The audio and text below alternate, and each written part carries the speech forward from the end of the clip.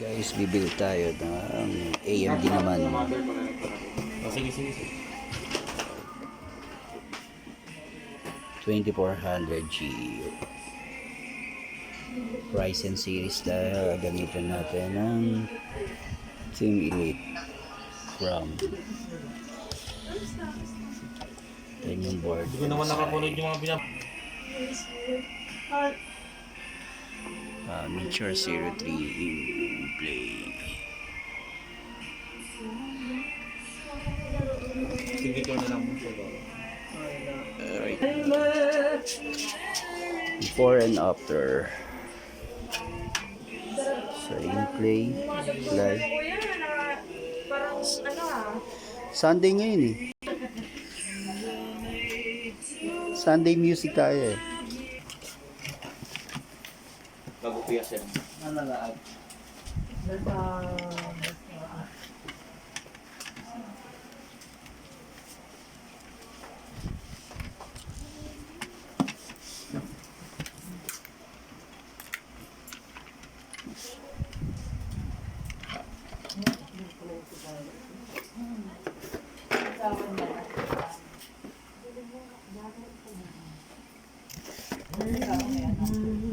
Total na kami nun. Tapos yan, mga lago sa ako kilala mo.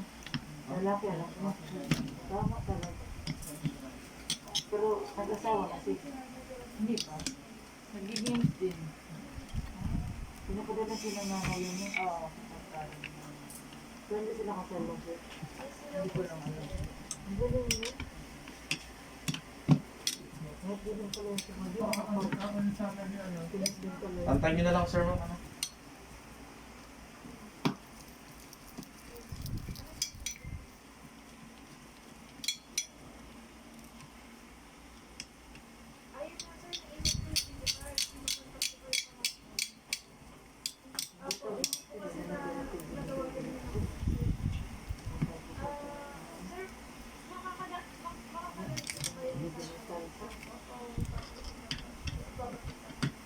March, alot, urot, hihingi ng tulong din. Hindi pa din ang tao ito. Yan lang, hindi lang ako tinulungan ng ano. Kasi si Ma'am Ross, sinangguhan ko na. Tuloy-tuloy ka na ng tapaw. Bigyan ko siya ng thesis kasi nasabi siya. Reality. Tumawag ka ni Juan! Ang dapat may magsasabi ko na paggulo ng din.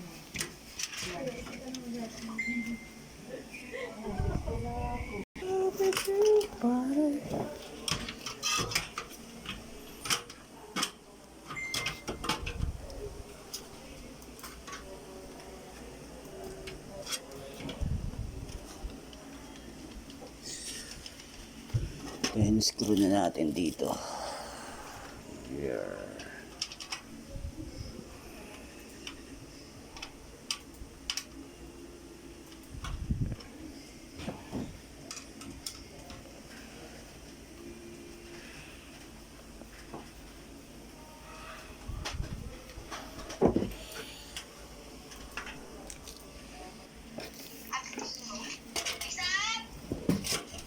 Ay, ang problema yung sound. Saan ba ako dito? Pitikan mo ko yung ano lang ha, ginagawa ko lang. Ha? Intel 4020 quad core, 4 gig, naliliang 4, tapos 128 na SSD. Opo. SSD na po yun. Then naka-license Windows.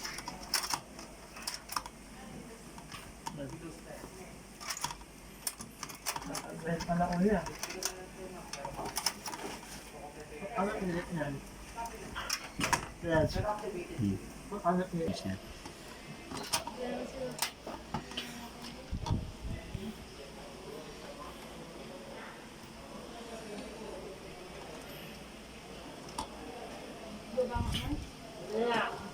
Yeah.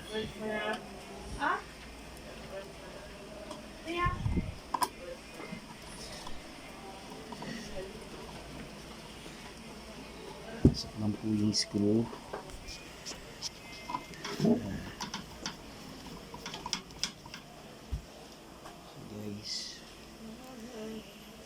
pwede na.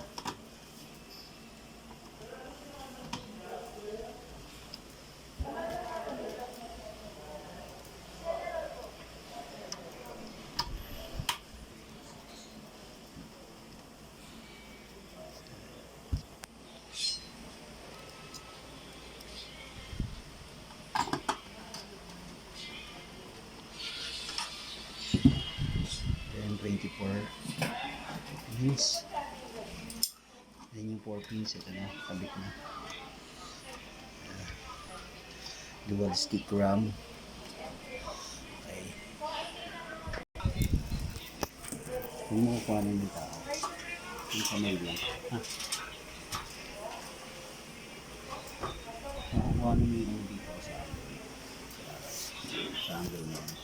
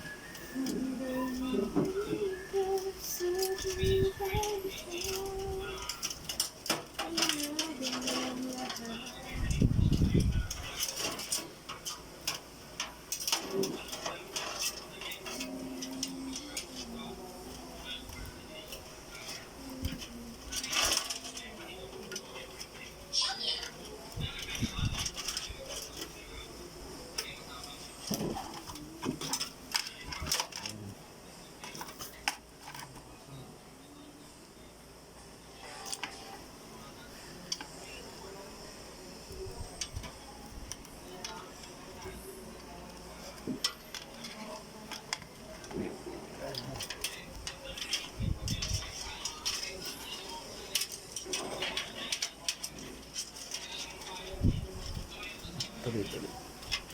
Ayos mo.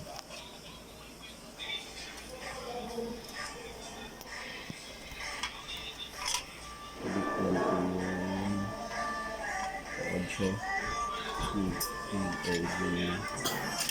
Yung USB socket.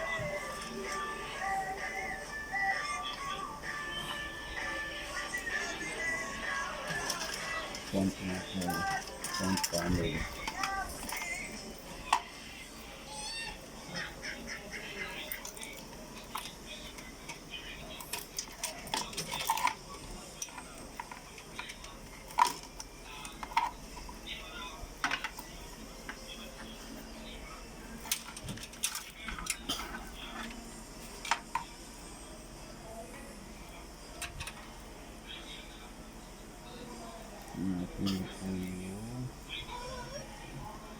HDD LED.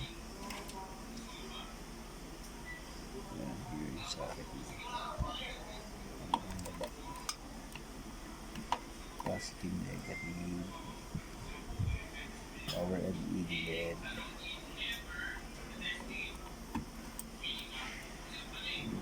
Tapos reset sa baba pa.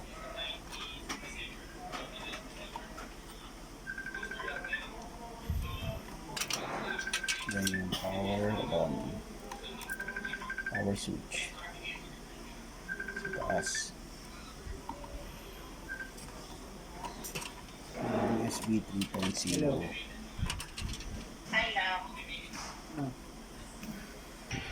So yun guys, muna. Mamaya ako din mag-usap, may ginagawa ko. 24 pins, 4 pins. Tamba kami.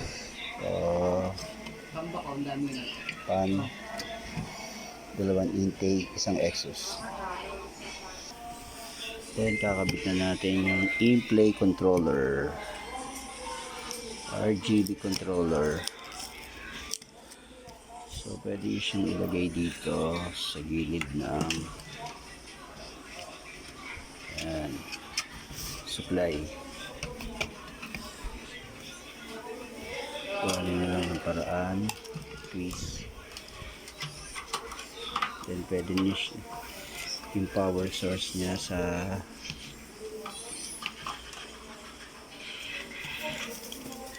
IDE power 5 volts.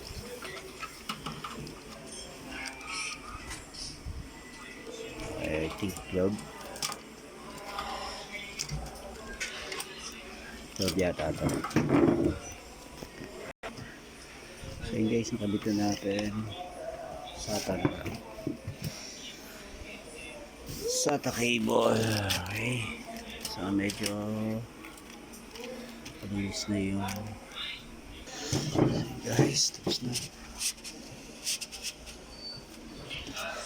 Ay po natin.